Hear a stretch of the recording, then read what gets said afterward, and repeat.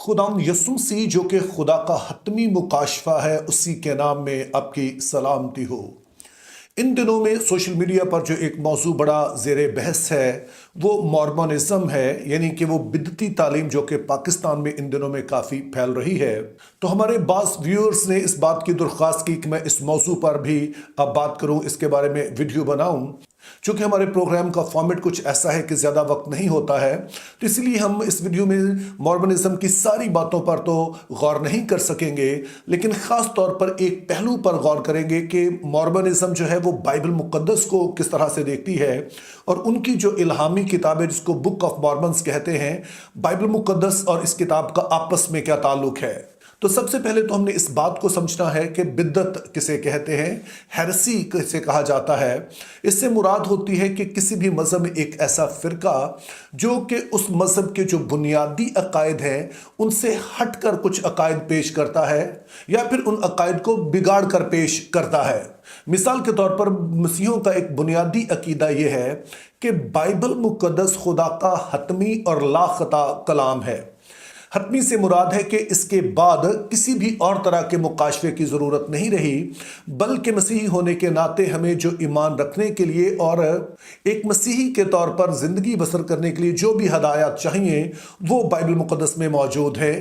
और ला खता से मुराद है कि बाइबल मुक़द्दस में किसी तरह की कोई गलती नहीं पाई जाती है या इसमें किसी तरह का बिगाड़ पैदा नहीं हुआ, बल्कि जिस तरह से ये लिखी गई उसी तरह से आज भी हमारे पास महफूज है। लेकिन जो मॉर्मन्स हैं वो इस बात पर यकीन नहीं रखते हैं। उनका मानना है कि बाइबल मुक़द्दस में कुछ बिगाड़ पैदा हो गया है, तो इसलिए ज़रूरत है कि बाइबल के अलावा भी कोई ऐसा मुकाशफा हो जिससे बाइबल मुक़द्दस की ना सिर्फ तसीह हो सके बल्कि बाइबल मुक़द्दस का जो मुकाशफा है ये मुकम्मल भी हो सके। इसीलिए जो मॉर्मन्स हैं वो बाइबल मुक़द्दस को तो पढ़ते हैं, लेकिन साथ में वो 3 और किताबों को भी पढ़ते हैं, जिनमें से पहली किताब का नाम है डॉक्ट्राइन्स एंड कॉवेनेंट्स, यानी कि अकायद और अहद, और दूसरी किताब जिसको वो इल्हामी मानते हैं उसका नाम है the pearl of great price, यानी कि कीमती मोती, और तीसरी किताब जिसको बाइबल मुक़द्दस के अलावा वो इल्हामी मानते हैं वो है द बुक ऑफ मॉर्मन। तो आज की इस वीडियो में हम इसी किताब पर गौर करेंगे कि इस किताब में लिखा क्या है। तो इसको अगर मैं समराइज करूं कि ये किताब द बुक ऑफ मॉर्मन है क्या, तो इसको आप कह सकते हैं कि ये बाइबल मुक़द्दस की पैरोडी है। अब गालबन आपने लफ्ज़ पैरोडी सुन रखा होगा, इससे मुराद होती है नकल, या हम कहेंगे कि एक ख़ास अंदाज में किसी चीज़ की नकल करना। तो ऐसा ही हम द बुक ऑफ मॉर्मन में देखते हैं। मिसाल के तौर पर जिस तरह बाइबल मुक़द्दस को हम देखते हैं कि ये एक किताब है लेकिन इसके अंदर 66 किताबें पाई जाती हैं, इसी तरह से जो द बुक ऑफ मॉर्मन है वो भी 15 किताबों पर मुश्तमिल एक किताब है जो उनके दावे के मुताबिक मुख्तलिफ जो उनके नबी थे उन्होंने इनको तहरीर किया है। इस किताब में जो स्टोरी बयान की गई है इसका आगाज़ होता है 600 कबल मसीह में, यानी कि वो दौर जबकि यिर्मयाह नबी नबूवत कर रहा था और जो यरूशलेम है और हैकल है ये बर्बाद होने जा रहे थे। तो इस किताब में बताया गया है कि वहाँ पर एक नबी थे जिनका नाम लेही था। जब उसे सताया जाता है तो वो अपने ख़ानदान को लेकर यरूशलेम से निकल जाता है, और लेही का सताया जाना ये उसी बात की नकल है जो हम बाइबल मुक़द्दस में पढ़ते हैं, यानी कि जिस तरह से यिर्मयाह को सताया जाता है। बहरहाल लेही का ख़ानदान जब यरूशलेम से निकल जाता है और वो जाकर समुंदर के किनारे आबाद होते हैं तो वहाँ पर भी उन्हें बहुत सारी मुश्किलात का सामना करना पड़ता है। फिर उनके मुताबिक खुदा उन्हें हदायत करता है कि वो उन्हें एक नए मुल्क मौदा में लेकर जाएगा। उसके लिए लाजम है कि वो एक किश्ती बनाए, और इस कश्ती को बनाता है लेही का बेटा नेफी। अब ये नाम आपने याद रखना है चूंकि बाकी की स्टोरी इसी के ख़ानदान के बारे में है। तो उसके बाद ये कश्ती में सवार होते हैं और फिर ये कश्ती जो है ये पहुंचती है बरे-ए-आज़म अमरीका पर। अब ये बात बहुत ही दिलचस्प है चूंकि बाइबल मुक़द्दस की जो स्टोरी है, जैसे बाइबल मुक़द्दस में हम पढ़ते हैं, वो 3 ही बरे-ए-आज़मों पर मुश्तमिल है, यानी कि बरे-ए-आज़म एशिया, बरे-ए-आज़म यूरोप और बरे-ए-आज़म अफ्रीका।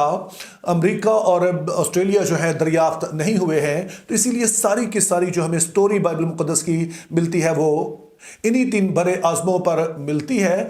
लेकिन हमारे लिए ज़्यादा दिलचस्प बात यह है कि जिस तरह से खुदा बनी इसराइल को असीरी से छुड़ाकर मुल्क मौदा में, मुल्क कनान में लेकर आया,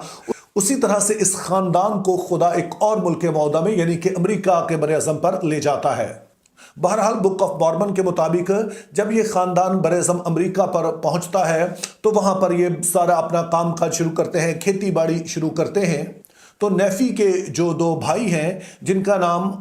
लेमन और लेमुएल है, वो नेफी के खिलाफ बगावत कर देते हैं। और जैसा कि हम देख सकते हैं कि ये उस वाक़े का नकल है जो कि बाइबल मुक़द्दस में मूसा के हवाले से बताया गया कि जब उसका भाई और बहन जो है वो उसके खिलाफ बगावत कर देते हैं। और इस बात को और भी जो शह मिलती है इस बात से कि जिस तरह से मूसा के खिलाफ बगावत करने के बाद मरियम की जिल्द कोट से सफ़ेद हो जाती है, उसी तरह से जो नेफी के भाइयों की स्किन है, उनका जो स्किन कलर है वो ब्लैकिश हो जाता है। इसके बाद की स्टोरी में बताया गया कि जो नेफी का ख़ानदान है वो रास्तबाज है। दूसरी तरफ उसके जो मुखालिफ भाई हैं उनके जो ख़ानदान बना उसको लेमेनाइट्स कहा जाने लगा, और वो हैं जो कि नेफी के ख़ानदान, नेफी का जो घराना है, नेफी की जो कौम है उसकी मुखालफत करते हैं। और फिर से ये नकल है बाइबल मुक़द्दस की स्टोरी की कि जहाँ पे खुदा के लोग इसराइल की जो मुखालफत है वो दुनिया भर के लोग करते हैं। और फिर बुक ऑफ मॉर्मन्स में नेफी के ख़ानदान की स्टोरी जिस तरह बयान की गई तो ये वाज़े तौर पर बनी इसराइल की नकल है, यानी कि जब बनी इसराइल खुदा की फरमाबरदारी करते थे तो वो खुदा के हुजूर से बरकत पाते, और जब वो खुदा की नाफरमानी करते तो उन पर कई तरह की आफात आती, जो दुश्मन थे उन पर चढ़ आते। और फिर बुक ऑफ मॉर्मन में एक और बात बड़ी दिलचस्प बताई गई है कि जब यीशु मसीह जी उठे तो उन्होंने ना सिर्फ बाकी दुनिया में ही कलीसिया कायम की बल्कि उसके बाद वो अमेरिका के लोगों पर भी जाहिर हुए, और यहाँ पर उन्होंने अलग से एक चर्च बनाया, एक अलग से कलीसिया कायम की। और ज़ाहिर बुक ऑफ मॉर्मन्स के मुताबिक यही हकीकी कलीसिया है। और फिर बुक ऑफ मॉर्मन्स में बताया गया है कि जो इस सारी स्टोरी का इख्तिताम है वो 421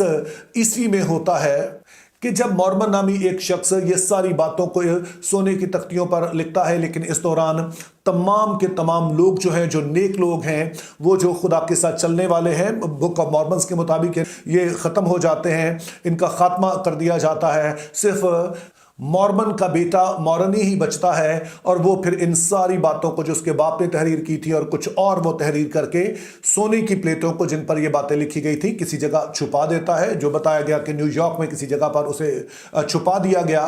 और फिर मॉर्मन्स के मुताबिक 1823 में एक शख्स जिसका नाम जोसेफ स्मिथ है, जो कि इस वाली बिदत यानी कि मॉर्मनिज्म का बानी है, इस पर एक फरिश्ता जाहिर होता है और इसकी वो मदद करता है ताकि वो इन प्लेट्स को, गोल्डन प्लेट्स को वो ढूंढ सके। और जब वो मिल जाती हैं तो उसके बाद वो इनका तर्जुमा करता है और वो गोल्डन प्लेट्स जो है वो वापस फरिश्तों को दे दी जाती हैं, और मॉर्मनिज्म की जो तालीम है अब जोसेफ स्मिथ जो है वो महफूज कर लेता है। तो मॉर्मन्स के लिए जो दूसरा लफ्ज़ इस्तेमाल होता है वो है लेटर डे सेंट्स,